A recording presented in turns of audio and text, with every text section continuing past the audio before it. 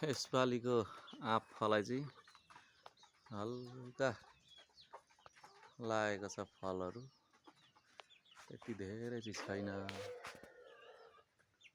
यस्तो खालको फलाएको छ, त्यति मिठो खालको पनि आँप चाहिँ होइन यो। फल्नु चाहिँ अलिअलि चाहिँ फलेकै छ है।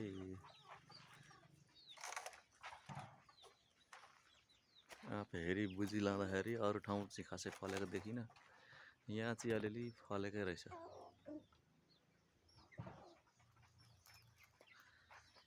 यो आँपलाई यतिको फलेकै मान्नुपर्छ।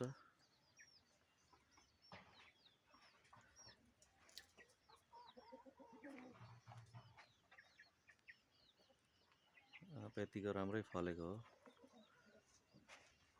यहाँ त कस्तो पाक्नु आँटे जस्तो नि छ त हो। होचोमै फलिरहेछ फल्नु चाहिँ। पहेँलो पहेँलो पाराको भएछ यो चाहिँ, रातो रातो पनि हुन लागेछ। सानै बोटले फलेको यतिको आँप चाहिँ।